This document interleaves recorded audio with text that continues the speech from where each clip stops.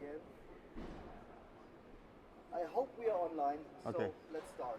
Hallo, herzlich willkommen hier auf der Boot 2023. Wir haben Halbzeit, 5. Tag und ich habe hier jemanden neben mir stehen, den ich ganz gezielt ausgewählt habe, mir oder Ihnen Informationen zu den Mercury-Motoren zu geben, weil es, glaube ich, kaum jemand in der Branche gibt, den ich bis jetzt kennengelernt habe, der so viel Know-how hat. Er testet im Jahr 300 Boote. Heutzutage ist er Journalist, Wassersportjournalist, aber sein Hintergrund ist Motorboat Racing. Er ist 10 times World Record Holder in Topspeed mit Rennbooten. Es ist Tom Montgomery-Swan, so it's a long name. Very big pleasure having you here. And I'm going to swap into English, but ich werde auch wieder die Highlights in Deutsch erzählen. Tom ist natürlich, er ist from the UK. Und er hat das Privileg, dass er einer der wenigen Menschen ist, die den V10 auf verschiedenen Booten am Lake X Probe gefahren ist. Er kann uns sowohl zu der Technik was sagen, das werden viele können, was den Motor ausmacht. Aber viel wichtiger für mich ist, er kann uns was dazu sagen, was der Motor und auch der Motor, den wir gleich noch ansprechen werden, nämlich den 450 V8 auf der Brabus 900, was die Motoren ausmacht, in Kombination mit den Booten, weil er hatte die Möglichkeit, diesen Sommer viele Tage, auch wie ich, das Privileg, auf eine T11 zu nutzen.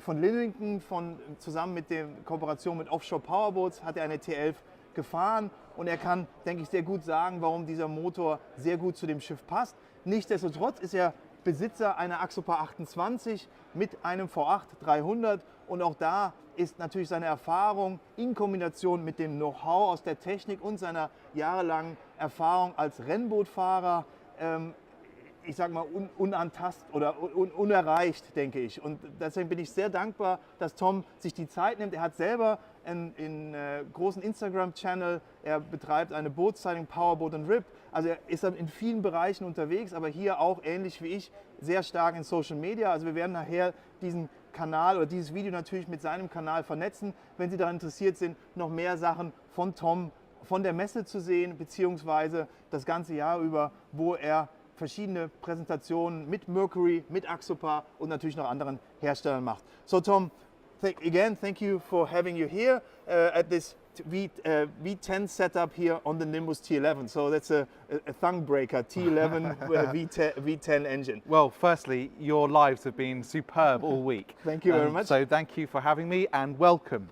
So yeah, we should probably talk about the Nimbus T11 and this wonderful pairing with the V10.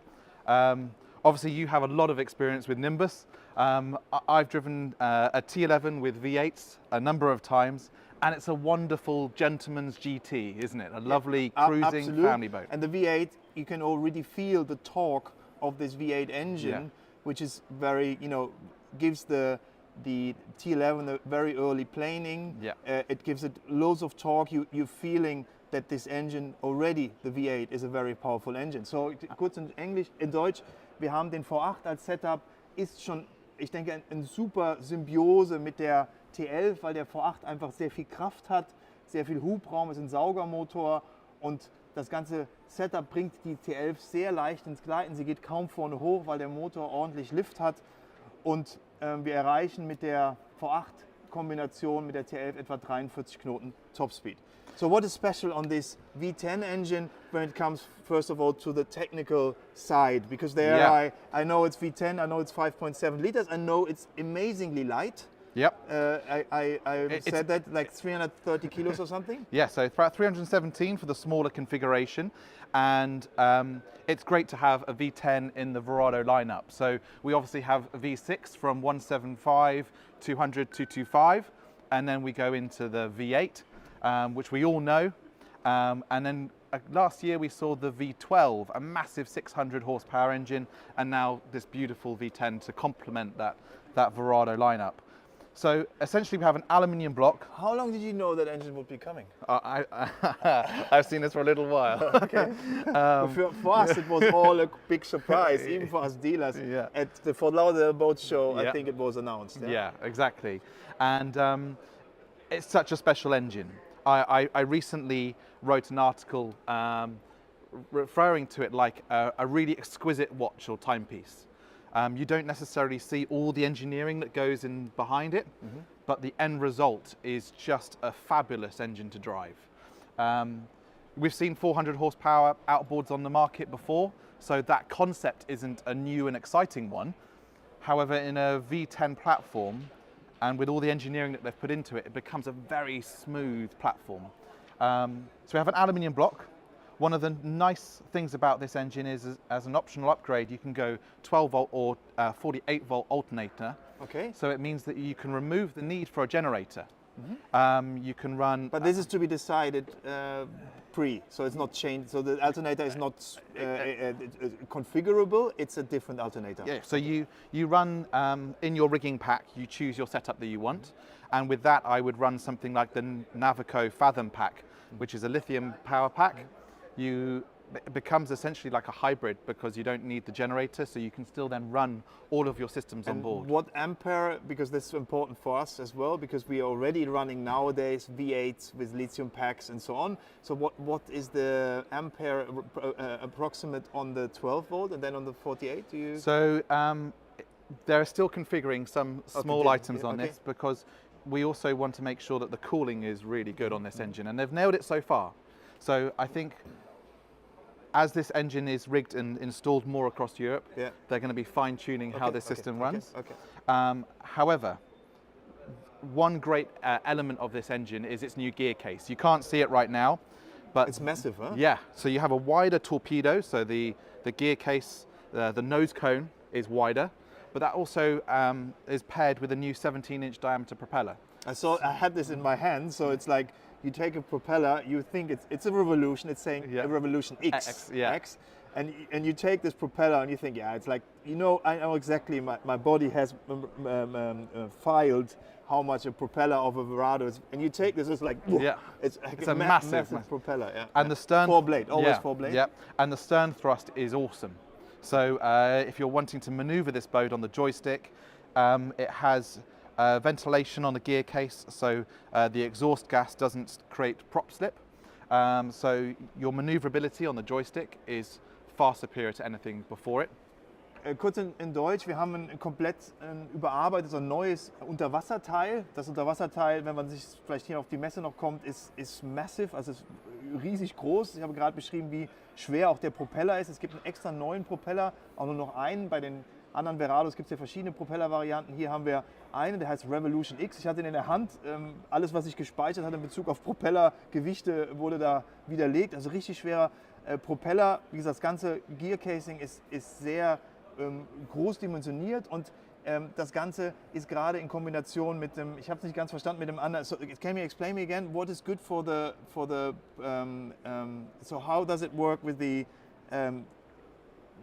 you said with the prop wash and the better joystick possibility. Yeah, but what is done there again? So on the gear case, you have a couple of design features.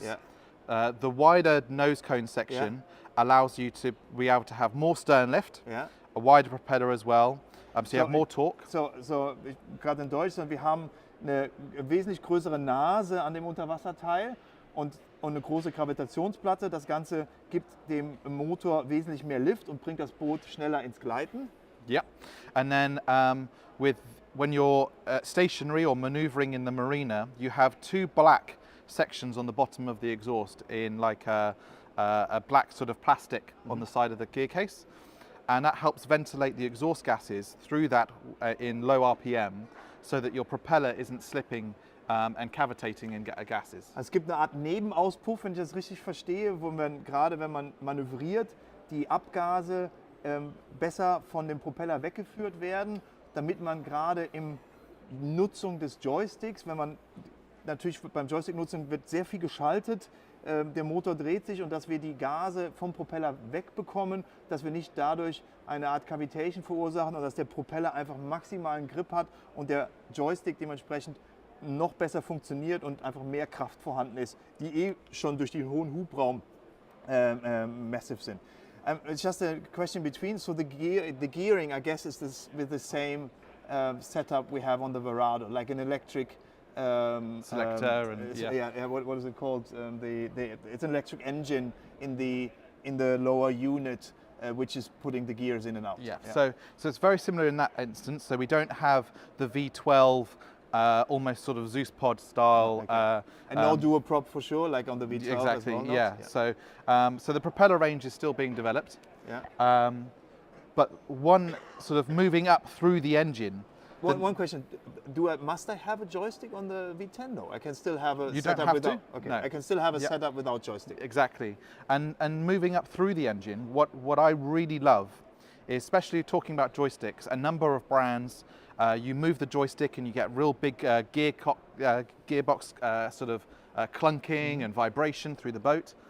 These are so quiet, they're so smooth, and the vibration is very small through the boat. And that is really because of the AMS midsection. So yeah, that's what we have been discussing. It's Janne or somebody, I think Janne was it. It's like a maxi cozy. Yeah. So the engine is cradled. Is like lying in a bed. Yeah. And disconnected with rubber feet, but not one like in a whole. Yeah, maxi cozy, disconnected from the ship. Yeah. Or the boat, and this makes all these movements very soft, and also vibration is practically not existing. Exactly, and obviously we'll go and see the 450R in a bit. That has a slightly different system, still AMS, but a slight different upgrade for the performance. So this engine, yes, it's powerful. There have been 400 horsepower outboards in the past, but for me, it's the refinement of this engine, the sophistication, the fact that through the torque curve, you have power all the way through the rev range. I've driven this engine now on about 30 odd different boats. 30? Yeah. From little... You must have a hard job, huh? But from small little bass boats, where we've run this motor at 75 miles an hour, to quads on like a big Scout or Boston Whaler. And even at sort of the last 10% of throttle in a big long banking turn, you still put the power down and you've got that torque all the way through the rev range. So it has a...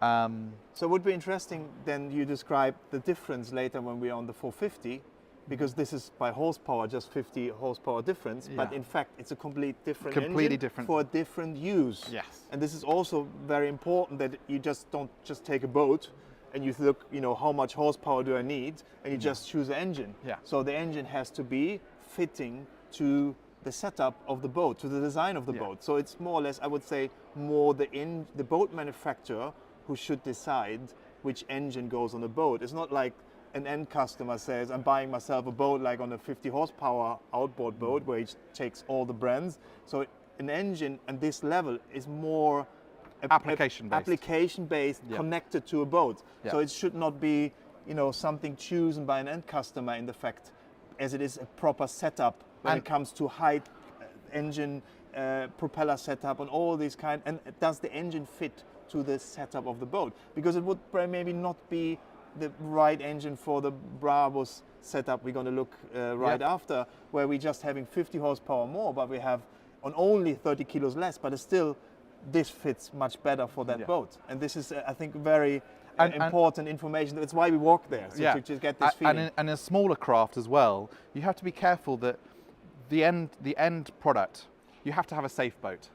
You're taking your family, your loved ones on board, so the power that you're putting onto a transom, it has to be properly installed, and like you say, the right application. I think that is going to be a good application here. That's the W11. Really nice, it's also going to have the V10s, and this is, I think, a nice setup as well for the V10 engine, because this is going to have a big platform here in the back, and there you can see, then it's good to have also this massive torque I get from this engine. Exactly. The steering is special as well, huh? Not yet here on this boat. So not yet here, but as an option, I've driven it, and sometimes with electronic steering you can have a little bit of, we call it in the UK vague, like a numb sensation. You don't have a delay. Like a little delay. Like a millisecond, but you can still feel it. Yeah. So with this new system, I found that there was very little lag. It was you felt in touch with what was going on through the boat, which is rare in those systems. Should we have a look at the W9? Absolute, because there we have as well the same engine installed. In fact, but in 350 configuration. Yes. So it's exactly the same engine, just a slight different map. Yeah. You have, for the end user, going up through the boat, you have the same DNA as you have on the V8 system. So But this is very cool. I like this Yeah. here on the side to open there, because we And- can show that casehead here very good. And then we have on top. a small latch here. Okay, So just with this system, you can lift here, Yeah. and you can look at your oil. So in So the you can refill oil and you can check Yeah, oil. So yes. the owner in the yearly use has not even to remove the this cowling. cowling. No. Because it's quite heavy. yeah, piece. and the old L6, it was a great engine, but you know it becomes a little bit more difficult to lift off. This is super easy for the end user, and on something like a W9, this is a wonderful pairing. Absolutely. I fully agree. As I would always wish also the W9 having a twin setup, because I really like the T9 as a twin setup. But I think now with this 350 and the torque of the V10, this boat probably will be behaving very similar even to the T9 with the twin setup. Exactly. Should we go and have a look at the performance applications? Yeah, absolutely. So we're just gonna move over to the Brabus booth. Läufst du vor uns, Nico? Geht das rückwärts? Ja, ik heb ze 10 jaar geleden gestart. So these engines work really well with, especially with like the T11. It's a big boat. I mean, you know the weight of probably a T11, yeah, it's like 7.5 tons. Yep. So And, fully loaded, I would say with fuel, we're even going into 8.5. So because Yeah. you have a 850 liters tank, you have 200 liters water, so it's easy. Some stuff on board, so easy pack it, a ton or 1.5 tons on board. We have boats with gyro installation, quick installation. We have lithium pack. So like a proper spec T11 easily takes another 1.5 tons on board. And the people underestimate. I know the guys we're walking through now, Janne really doesn't like me sometimes doing all these high specs, because it has an impact. I think people underestimate this, how much weight has impact, or installations have impact on. and it on moves the center of gravity and different and things. yeah, and like speed and fuel consumption and so on. And I think these boats here now, the Brabus 900s, they are a very good example of a high performance boat where you probably shouldn't do too much installation, because you want this boat to be performing outstanding, and they do that. And this is especially with this 450 setup. And exactly. So I mean, for us, the V In the internet, but somehow still probably swapping from one access Server point to to the the other. other. Let me see.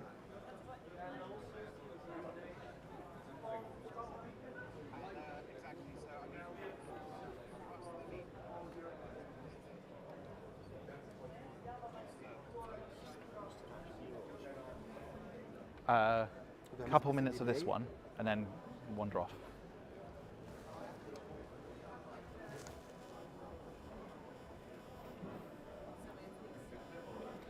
And is that right? And Holly could go with you, so she can start on the translations.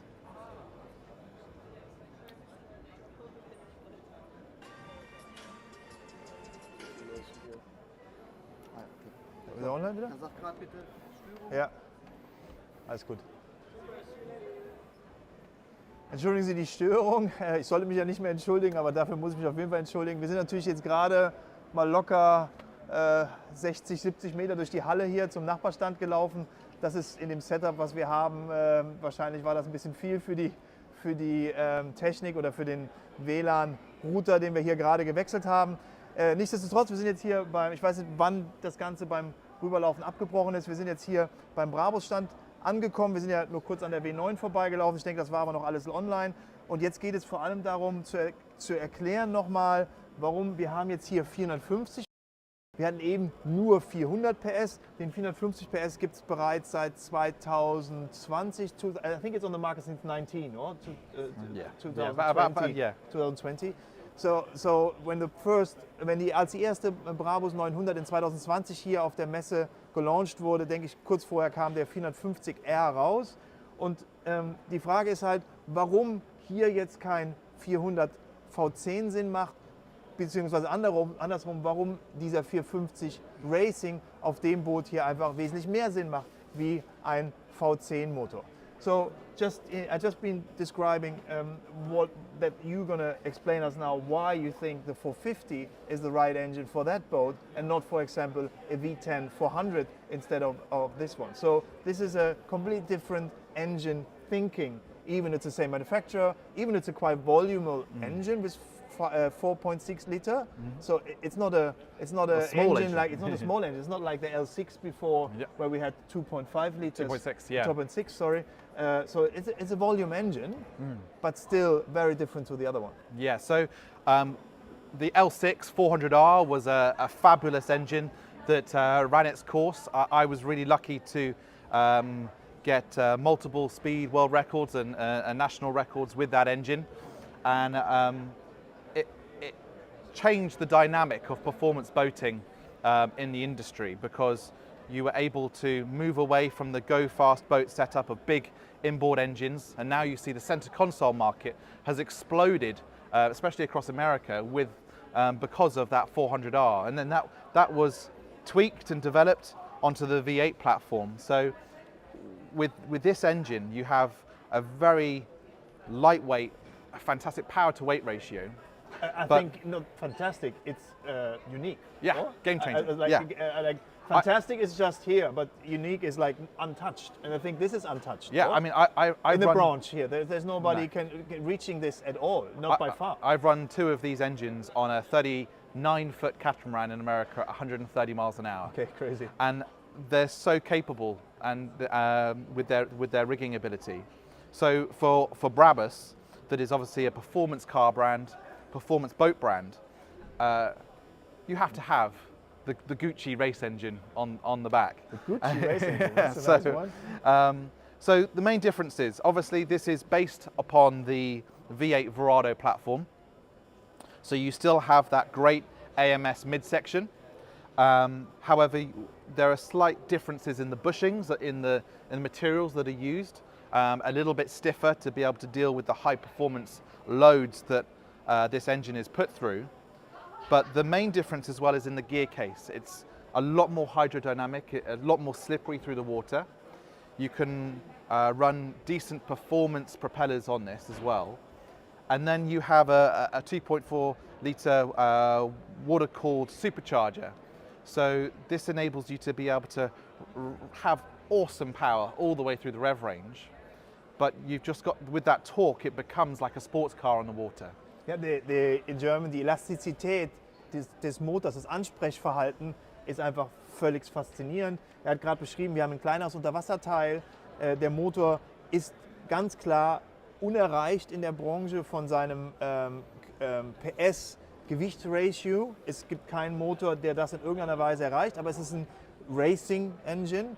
Das heißt, wir haben gewisse Teile, sind einfach nochmal etwas stabiler gemacht, um überhaupt in dieser PS-Klasse bei dem Größe des Motors überhaupt diese Performance zu erreichen. Er hat in den USA, ist er zum Beispiel 2 dieser Motoren gefahren auf dem Katamaran. What was the top speed on the catamaran? On the MTI, 132 miles an hour with these. But not nautical miles, like car miles. Yeah. Okay, yeah, so this is still impressive. Yeah, though. that's like I would say nearly 200 kilometers an hour on these two engines. And the great thing is, historically, if you go back 10 years ago, to get that kind of performance, you had either massive engines, big fuel bills, warranty of like 1 hour. With these, you can just turn the key, go.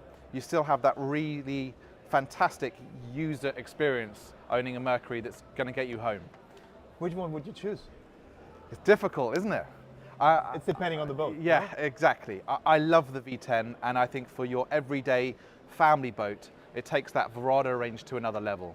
For the performance application, this 450R is epic. And I've had a sneak preview of what's to come from Mercury in the future. Okay. And although I can't say too much, they're not stopping in their development work. And it's a brand that's on a charge. Was it now about the V10 going with this logo, or was it this and this changing here? What direction are you talking about? I can't say, okay, but I can say that I know that the development work that Mercury have put into across their range, even from the little Avatar right up to the big engines, they're on this charge at the moment, aren't they? Where they really are spearheading they have been development. launching more products than ever before. Right? Yeah, exactly. Yeah.